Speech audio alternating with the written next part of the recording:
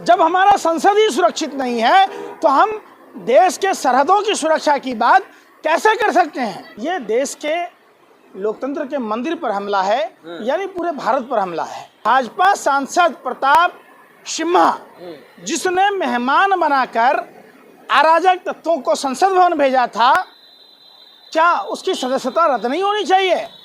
जो संसद के सुरक्षा में हैं, भाजपा सांसद के मेहमानों को कुछ भी लाने की इजाजत दे देते हैं। जांच पड़ताल नहीं हुई। जब भी चुनाव का समय आता है, कहीं ना कहीं आतंकवादी घटना होता है।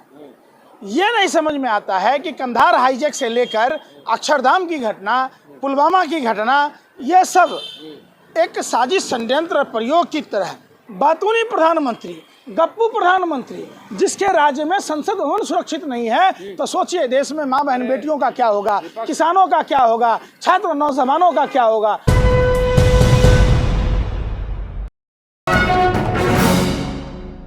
पंकज जी, किससे देख रहे हैं जो संसद भवन की जो घटना हुई है, उसके बाद से लगातार कांग्रेस के लोग भी और तमाम विपक्ष के लोग सवाल कर रहे हैं कि अगर विपक्षी सांसद ने अगर दिया होता विजिटिंग पास, फिर क्या माहौल होता। देखिए, इसको राजनीतिक रूप ना दिया जाए। हाँ। ये देश के लोकतंत्र के मंदिर पर हमला है, यानी पूरे भारत पर हमला है।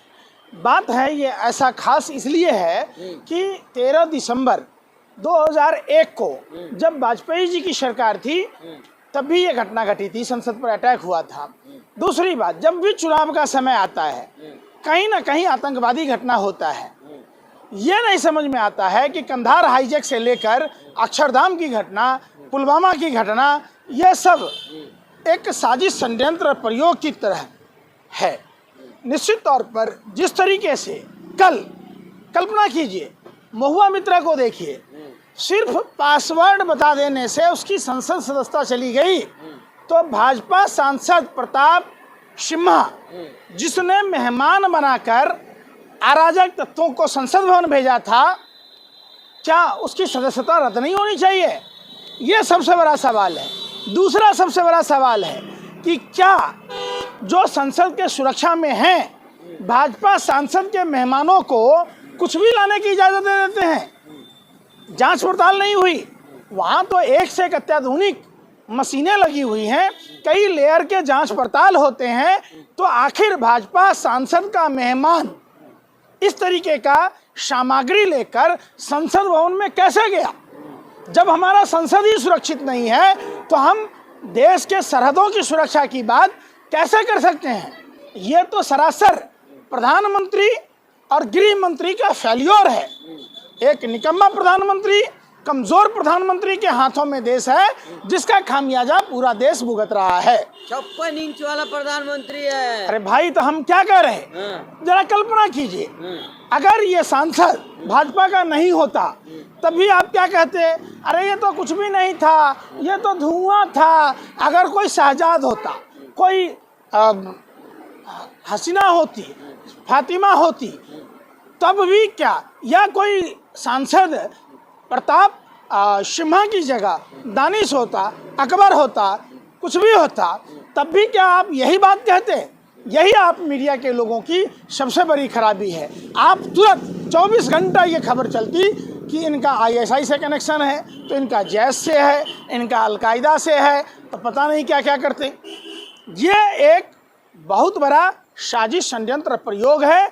और आखिर 13 दिसंबर का ही दिन क्यों चुना गया? कौन लोग थे इस साजिश के पीछे? इसकी संयुक्त संसदीय समिति से जांच होनी चाहिए और प्रताप सिम्हा का संसद सदस्यता रद्द होना चाहिए। सुधीर चौधरी तो कह रहे, राहुल गांधी को कह रहे हैं लोग कि सीना ताने खड़े थे, तो बचा क्यों नहीं रहे थे? कुछ कर ही नहीं रहे थे। सुधीर चौधरी जैसे दो कौड़ी के लुच्चे लफंगे पत्रकार को ये नहीं पता है। अरे सुन तो लो ना। कांग्रेस का सांसद और राजस्थान के एक हनुमान बेनीवाल जैसे सांसदों ने दरियादिली दिखाई। कांग्रेस के DNA में ही कुर्बानी लिखा है। उन्होंने देश के खातिर अपनी शहादत दी है। तो जिसके खून में DNA में ही शहादत लिखा हो, आपने देखा अमृतसर के लोकप्रिय सांसद ओजला साहब को, उन्होंने उन अराजक तत्वों को पकड़ने का काम किया। नहीं पकड़े जाते तो हो सकता था कि एक साजिश षड्यंत्र के तहत इनका इनकाउंटर करा दिया जाता, संसद पर हमले की बात होती, प्रधानमंत्री की सुरक्षा खतरे में है ये बोलकर फिर से चुनाव लड़ा जा सकता था। समझिए, ये एक बहुत बड़ी साजिश है। आखिर 13 दिसंबर का ही डेट क्यों चुना गया? आखिर भाजपा का सांसद ही उनको मेहमान नवाजी क्यों किया? अरे वो बेरोजगार थे, आप लोग राजनीति कर रहे हैं भाई बेरोजगारों पे। आ जाओ आप बेरोजगारी पर। हाँ। जब वो बेरोजगार थे हाँ। तो उनके पास जो सामान गई, वो सामान तो कम से कम जो वहाँ सिक्योरिटी के लोग थे उनको तो रोकना था। आखिर यही दबाव था ना कि वो भाजपा के सांसद का मेहमान थे, इसलिए उसको सब कुछ ले जाने की इजाजत थी। पहली बात तो ये गृह मंत्री पर उंगली उठता है। दूसरी बात, आपने बेरोजगारी की बात की। निश्चित तौर पर हम देश के युवाओं को हाथ जोड़कर कहते हैं, कानून अपने हाथ में ना ले। ये गांधी और बुद्ध का देश है, नाथूराम गोडसे वाला स्टाइल नहीं ले, गांधी का स्टाइल अपनाए, जिस गांधी ने पूरे विश्व में शांति का, अहिंसा का संदेश दिया है। उस संदेश को माने, आप कानून के दायरे में रहकर आप कोई भी कार्य करें। दूसरी बात, 58 लाख युवाओं ने 2019 में वैकेंसी भरी थी एसएससी जीडी का, जिसमें मेडिकल, कंप्यूटर बेस्ड टेस्ट और फिजिकल पास करने के बावजूद मोदी सरकार ने उन एसएससी जीडी के छात्रों को ज्वाइनिंग लेटर नहीं दिया। उनकी उम्रें खत्म हो गई। 2019 और 2023 में कितना दिन का फर्क है, देख लीजिए। दूसरी बात, रेलवे अभ्यर्थियों को जंतर मंतर पर नहीं बैठने दिया गया, उनको मारा पीटा गया। अब रेलवे में 3.5 लाख पद खाली हैं। सिर्फ मोदी सरकार पॉकेटमारी करती है, गरीब जनता के जेबों पर डाका डालती है। अरे वो लोग जो सिक्योरिटी गार्ड थे उनको सस्पेंड कर दिया गया है। अरे भाई, इसमें सिक्योरिटी का कोई मतलब ही नहीं है। उनको सस्पेंड क्यों किया गया? हाँ। अगर इतनी दरियादिली दिखानी थी हाँ। तो आप प्रदीप प्रताप जो सिम्हा जी हैं उनका संसद सदस्य रद्द करते। देखिए कैसे मोदी सरकार देश के आम लोगों से रेलवे रिजर्वेशन के टिकट पर, पहले की सरकारों में 10 रुपये का टिकट कैंसलेशन चार्ज लगता था और वेटिंग टिकट वाले का वापस होता था। अब आधा घंटे का टाइम दे दिया। अब आधा घंटा रेलवे में कर्मचारी है ही नहीं, 2 ही काउंटर खुले होते हैं, वो भी पूरी दलालों के हवाले हैं। तो लोगों के पैसे ऐसे डकार रही है। दूसरी तरफ मोदी सरकार बैंकों में मिनिमम बैलेंस के नाम पर लूटे गए पैसों को अपने जो चंदा देने वाले मित्र हैं, जैसे अब कविता साहब अपने पति के साथ भाग गई, तो इस तरीके का एन केन प्रकार किसानों पर, कृषि उपकरणों पर, कीटनाशकों पर, छात्र नौजवानों पर पसंद कर रहे मोदी जी को लोग। 4 राज्य के चुनाव में एक जगह हाथ आई कांग्रेस को।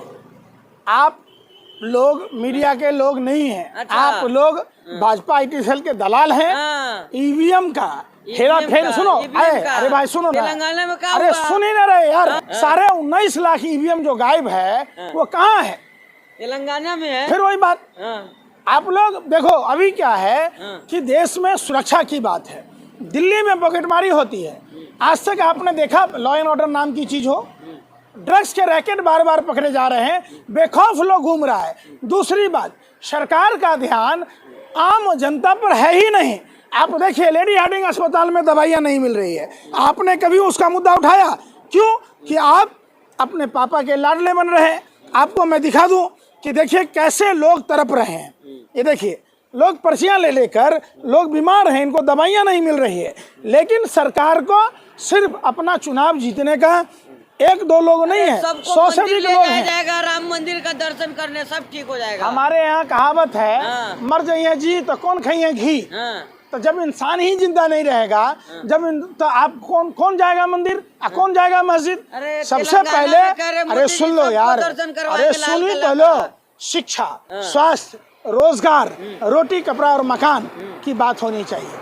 देश की सरहदों की सुरक्षा होनी चाहिए, लॉ एंड ऑर्डर की बात होनी चाहिए। लॉ एंड ऑर्डर का इतना फेल्योर है, देश का प्रधानमंत्री इतना कमजोर है कि जिसके समय में कानून व्यवस्था नाम की चीज ही नहीं है। पूरे देश में इन्होंने जंगल राज फैला रखा है। बिल्कुल डरपोक प्रधानमंत्री, बुज़दिल प्रधानमंत्री, बातूनी प्रधानमंत्री, गप्पू प्रधानमंत्री, जिसके राज्य में संसद भवन सुरक्षित नहीं है, तो सोचिए देश में माँ बहन बेटियों का क्या होगा, किसानों का क्या होगा, छात्र नौजवानों का क्या होगा, देश की कानून व्यवस्था क्या होगी। सांसदों को निष्कासित कर दिया गया 15 को, कहा बहुत हंगामा काट रहे थे। अब वही ना बात है, खिसियानी बिल्ली खम्बा नोचे। संसद सदस्यता रद्द करनी चाहिए प्रताप सिम्हा को, तो उन्होंने कर दिया दूसरे को। जो भी आदमी सरकार से आंख में आंख डालकर सवाल पूछेगा, क्या हर्ष हुआ? कई सांसदों को संसद सदस्यता निलंबित कर दी, उनको कोर्ट के द्वारा फिर से बहाली हुई। तो ये निलंबन तो तात्कालिक है, इनको मानना पड़ेगा। लेकिन कौन सांसद की बहाली हुई? राहुल गांधी जी की, और गाजीपुर के लोकप्रिय सांसद अफजल अंसारी की, तमाम बहुत से सांसद है। देश कानून से चलता है, भारत के संविधान से चलता है, और बाबा साहब अम्बेडकर ने संविधान दी है हम लोगों को, पूरे भारतवासी को एक ऐसी शक्ति दी है जिससे हम सरकार से आंख में आंख डालकर, हलक में हाथ डालकर इंसाफ ले सकते हैं।